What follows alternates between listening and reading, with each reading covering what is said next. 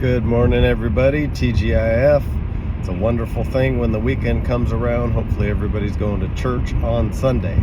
I always forget when I do these videos, so I'm going to do this first.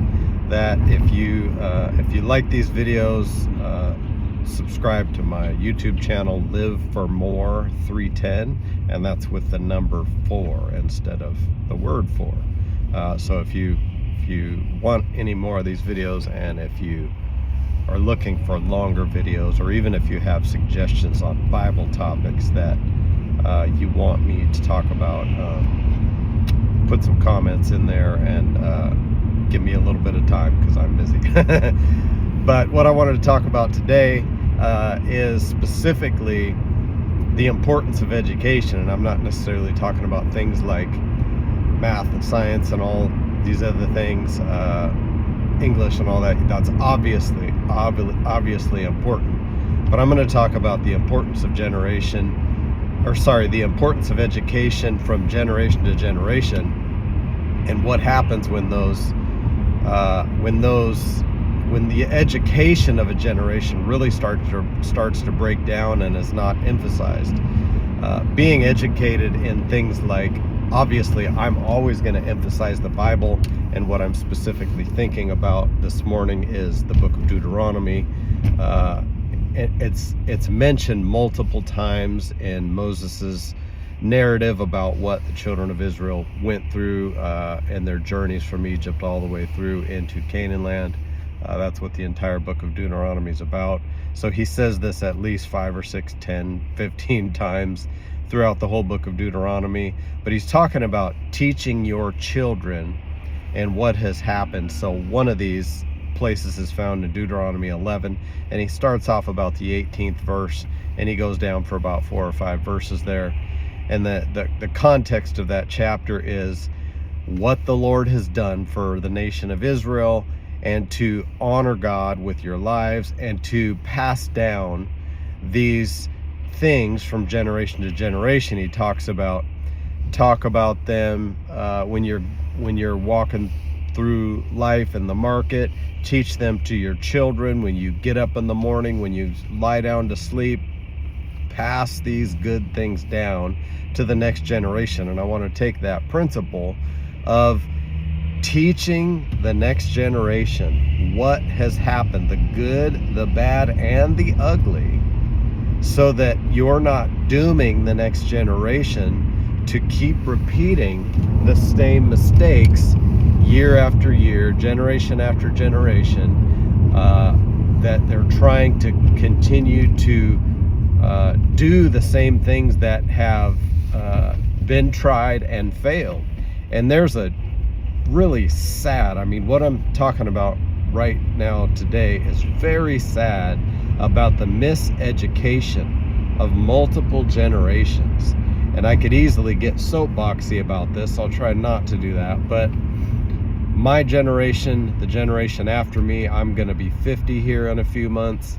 The generation after me, and possibly the generation after that, has not been properly taught of the broader context of history. There's a lot of isolated incidents through history in American culture and other cultures that are ugly if you specifically look at just one little aspect of history. But history is very complex, and there's a lot of things that have happened. And if you look at the broader picture, if you kind of zoom out a little bit, instead of just saying, oh, this one thing happened, it was terrible, all these people that did this, that, and the other, all these are terrible people.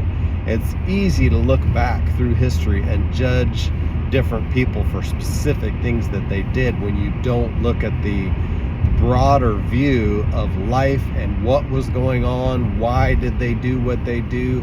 And so you have an entire generation of people that are just looking at specifics without looking at the broader context. And this is the fault of the educators. This is also the fault of parents. And what I'm saying today is these are very broad generalities.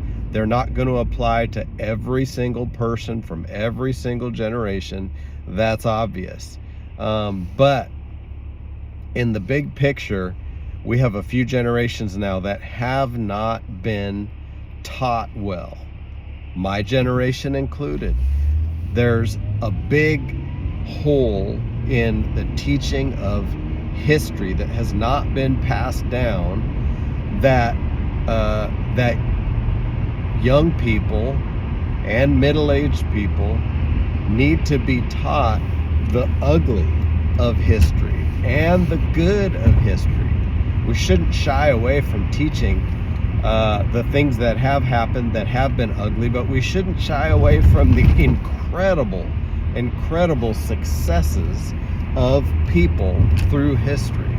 And so what I'm proposing today, or what I'm encouraging people to do today, and the reason I'm doing this video, is to stop listening to isolated views of what has happened and pick up a book and educate yourself.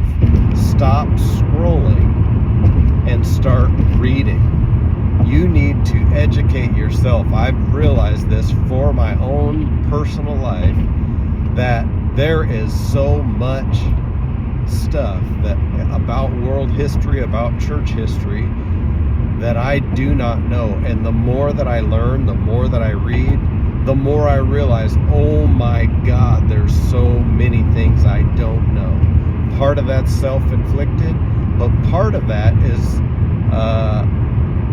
the miseducation of my generation. We were basically left, the kids that grew up in the 80s and the 90s, we were basically left, most of us were left to our own devices. Our parents, both mom and dad, were working every day, all day, and we were all left to our own devices. Nobody was checking our homework. Nobody was checking what we were doing. You know, most of us were alone from morning until dinner time, if not longer. And so a lot of us used our time not for good things. We were out ripping and running wild, instead of receiving a good education. So a lot of my generation needs to make up for lost time. These are broad statements, broad generalities. Make up for lost time and go back and educate yourself about the things you did not learn. And our kids and their kids, it's never too late. You know, teach them about the things that you're learning. And my God, you're cursing the world and dooming the world to repeating the same mistakes that have already been made if you do not educate your kids, if you do not educate yourself.